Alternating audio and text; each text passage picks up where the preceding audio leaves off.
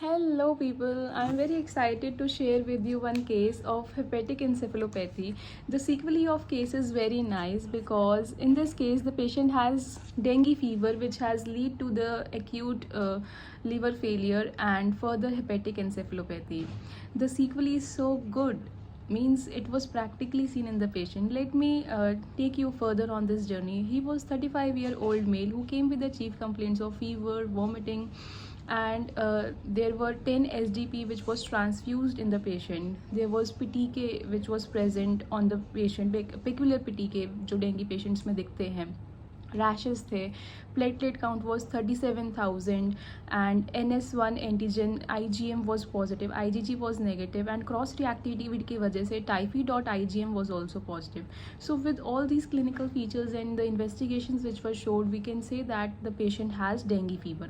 Now further there was LFT which was deranged, that is ALT and AST levels were increased. You know that AST and ALT are the liver enzymes which are also recognized as SGOT and SGPT, which helps in breakdown of proteins and amino acids in the liver. If they are increased, we can say that there can be hepatocellular damage. Now the second finding which we got in the same patient is of serum transaminitis. The first was of dengue fever, the second was of serum transaminitis, and further there was bleeding manifestation and thrombocytopenia of course. Now there was deranged LFT, the urea levels were increased, and further your prothrombin time, INR, ESR, serum amylase, lipase, procalcitonin, CRP, they all were increased. Hepatitis serum antigen test, HCV, HIV 1-2 rapid test were negative, and then it further lead us to the fact that it is how it is in hepatic encephalopathy. Now let me explain you with some basic definition of hepatic encephalopathy. My dear friends, in hepatic encephalopathy, ammonia is the main culprit.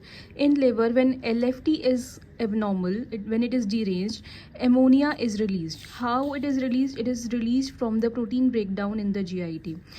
This ammonia passes the blood-brain barrier and it causes hepatic encephalopathy.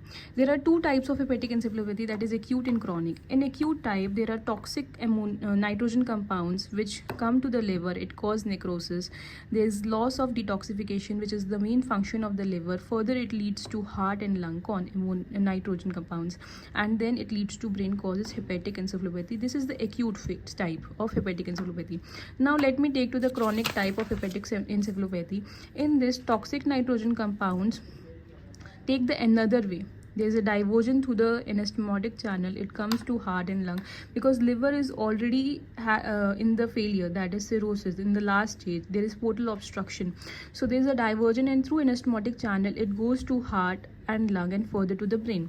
There are further stages of hepatic encephalopathy which we can see in the patient, grade 1, 2, 3 and 4. In grade 1, let me take you to the simple thing ताकि आपको याद भी हो जाए. 4 last grade होगा तो क्या होगा ना, पेशेंट पेन से रिस्पॉन्ड करेगा, अनकॉन्शियस होगा, ना वॉइस से रिस्पॉन्ड करेगा.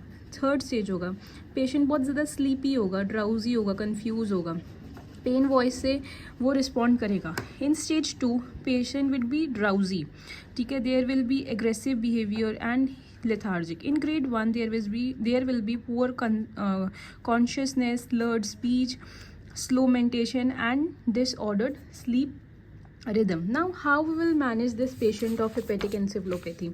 Of course you have to give the ammonia, serum ammonia levels उसको टेस्ट करने के लिए वो बड़ा आना चाहिए. एंड फर्दर मैनेजमेंट, पेशेंट को हॉस्पिटलाइज करके उसका ABC करो, airway, breathing and circulation, IV fluid दो, डायरेटिक स्टॉप कर दो, इलेक्ट्रोलाइट इम्बैलेंस को करेक्ट करो, RT ट्यूब लगाओ एंड ब्लैडर कैथेटराइजेशन करो. एमोनिया के लेवल पर काम करना है कि उसको कैसे कम करें. प्रोटीन डाइट दो, high glucose diet, protein diet को रिस्ट्रिक्ट कर दो एंड हाई ग्लूकोज डाइट दो. एंड कॉन्स्टिपेशन को ठीक करो बाय लेक्सेटिव्स. हम जो ड्रग दे रहे हैं कॉन्स्टिपेशन को ठीक करने के लिए, that will be the lactulose. And nursing staff को मेन ध्यान रखना है, कम से कम 2 से 4 बार स्टूल्स आने चाहिए ताकि pH कम हो जाए. कोलोनिक कंटेंट की ammonia is will get convert into ammonium with the help of this drug. तो एब्जॉर्प्शन कम हो जाएगा एमोनिया का. Second drug which is given in the HE is rifaximin. This is the broad spectrum antibiotic for HE 550 mg orally BID. Next is your metronidazole, neomycin, vancomycin. Neomycin पे you have to take care क्योंकि ये nephrotoxicity या ototoxicity कर सकती है. पहले ही patient का LFT range है, उसका हमें किडनी के साथ कुछ गड़बड़ ना हो उसका हमें ध्यान रखना है. And stimulation of the ammonium metabolic ammonium metabolism, stimulation of the ammonium metabolism, उसके लिए हम जो ड्रग्स देंगे that will B sodium benzoate, L-ornithine, L-aspartate, L-acyl cantine aspartate and zinc sulfate. And that's all. Dr. Muskan Bansal is signing off now.